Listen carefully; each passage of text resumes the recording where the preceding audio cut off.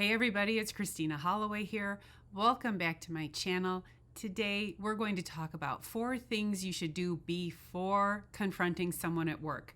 Once again, I'm going to anchor this video on how to use some effective communication techniques for you to de-escalate the situation and manage the situation successfully. We're also going to talk about techniques that will help you set boundaries with colleagues so that confrontations happen less often. Real quick, if you enjoy this content and want to learn more about how to make power moves in your career, make sure to follow my channel and hit the notification bell so you never miss a video from me. Don't forget to download your free communication toolkit, which teaches you the 5 ways to communicate with impact and confidence as you build trust, authority, and influence to grow your career. All right, so let's get started. Number 1, keep an open mind before jumping to conclusions. First, let's set the stage.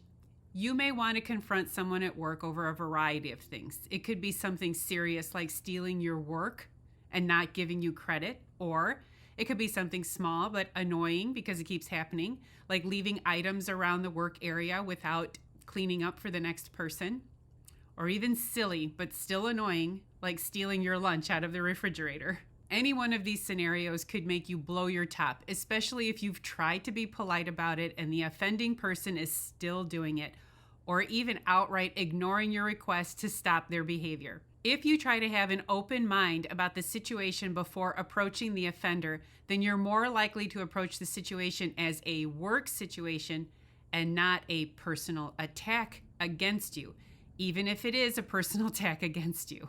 This approach helps once you realize that you're the one communicating in the present moment and you've put the other person in a responsive mode. Always try to be the person operating in the moment and using mindfulness.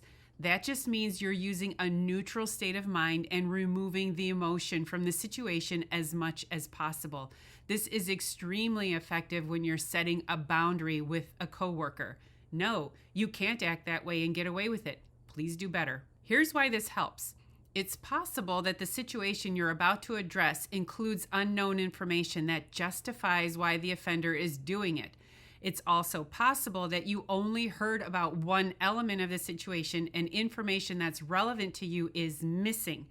Mindfulness will help you avoid making assumptions and letting resentment build until you get all the facts. Keeping an open mind helps you remove emotion before you confront someone. Number 2, start with a conversation, not an email. There's a time and a place for email, but first you want to gather more information. If you're starting from an open mind, then you want to be able to have a neutral conversation. You're giving the offender the benefit of the doubt. I know this is going to be hard, especially if you think they stole your work, but stay with me for now. When you reach out and ask if you can touch base on a call or even step away for a coffee, make sure again that you're using a neutral tone of voice and practice removing the accusing statements.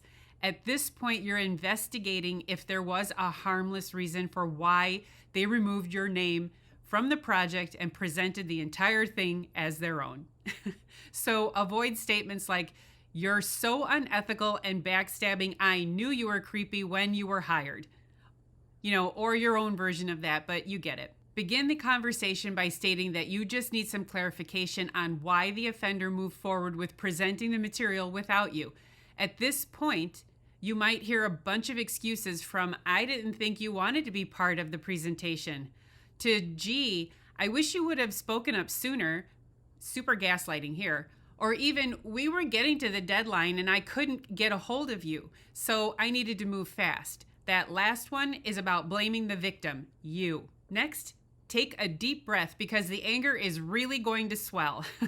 But let's say there's a good reason. Let's say your offender tells you, "Well, the VP of sales told me to remove your name and he has his reasons. You might want to follow up with him." If you get an answer like that, you've at least avoided having an angry confrontation with a colleague who was put in the middle of something he didn't ask for. This is why you save your anger for later. Number 3, create a paper trail just in case. Now you're ready for the email, but you're not going to send it yet. Start documenting conversations, other people involved, and even emails that support your position that someone is trying to undermine you. This is going to be helpful, especially if you feel you're being bullied, harassed, or gaslit into taking the fall for someone else. There are really shitty people out there, and they can sometimes take the position that work is more like the Hunger Games, and they want to win. There are people out there who will use work as a way to be toxic, especially if things are problematic at home. I don't need to explain that to you, though, because I'm sure you've experienced it all before. Pay attention to what you're observing about that person as well as the situation, and document all of it. These are your insights. This is especially important if you notice a change in behavior recently. Did that person recently miss a promotion and is now acting more calculating and ruthless?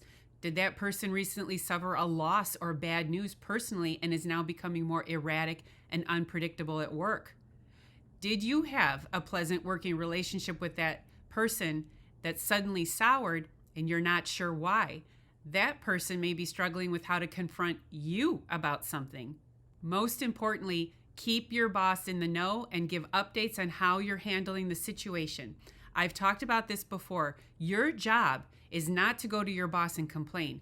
Your job is to explain situations, walk through how you'd like to address the situation, and ask for help when you need it. That means telling your boss that your colleague has undermined you in a meeting, explaining that you intend to have a one-on-one to address the issue. And if that doesn't work, you'll ask for support from your boss. Oh, and by the way, you've also started documenting examples of what's wrong and why it's creating a problem for you. That way, your boss really only needs to take action on evidence and not on opinion. Quick side note here. It's always best to work with your boss to figure out a solution and document the behavior, assuming that you're working with a good boss. I have some clients who absolutely love to go to HR first. They think this is the first step to getting someone else to change. And honestly, I have no idea where that comes from. Most of the time, I'm coaching them to talk directly with the person first to figure out what's wrong and defer a conversation with HR until and unless it becomes serious. You really don't want to start down that HR path without your boss involved, especially if it's really bad, like harassment. You're going to need support. And if you have a bad boss who's clueless, work with coworkers and stakeholders because you'll need to build a coalition. Number 4, know what's worth the fight. Here are some scenarios where you definitely want to confront someone at work. If they're gossiping about you and spreading lies. If they take anything that you contributed and pass it off as theirs. If they bully you, harass you, or embarrass you in front of other people. If they make you the butt of the joke during a meeting, rude. If they try to blame you for their screw up. That happened to me once and I cleared my name, but when I attempted to have a follow-up call with that person, she refused to take my call because that crazy bitch knew I had some words for her. Here are some scenarios where you might want to think twice about getting into it with a colleague. If they sit next to you and talk too loud or act disruptively but not towards you. If they heat a tuna fish sandwich in the microwave and stink up the kitchenette. If they copy you in Slack even when it's not relevant to you. There's probably a reason why they're doing it, and that's okay. Notice that these mild scenarios are related to how they annoy you in an open space or open forum. And that's the point. A personal attack is bad and you need to address it. Annoying behavior might benefit from a nudge, but it's not worth documenting the behavior and launching a complaint to HR. A shared space is for everyone. So if the person is annoying you, you can say something, but also make peace with the fact that if others don't agree with you, then you might not have a case against that annoying person. Also, if there are no rules about what to put in the microwave, well, your best bet is to lobby for rules that everyone agrees to instead of complaining about things that only offend you and maybe one other person. Let's review. If you find out someone has crossed you and you need to confront them, then first, take a deep breath. Find the moment and stay professional. Second, ask for a conversation to clear up any misunderstanding and get more detail.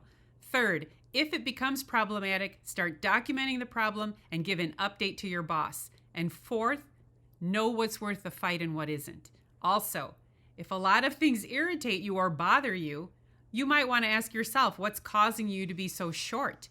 Maybe you're the one going through something too. All right, so that's it for my video on how to confront someone at work. if you have an experience that went well, or maybe you observed one that went well, feel free to share. It could be just what someone else needs to succeed, and I'd love to hear about it. Don't forget to download my free communication toolkit, which I provided in the link below. And if you've enjoyed watching this video and you found it helpful, please make sure to give it a big thumbs up by hitting that like button, and make sure you're subscribed to my channel so you never miss another video from me. Thank you for watching, and I'll see you in the next video. Bye.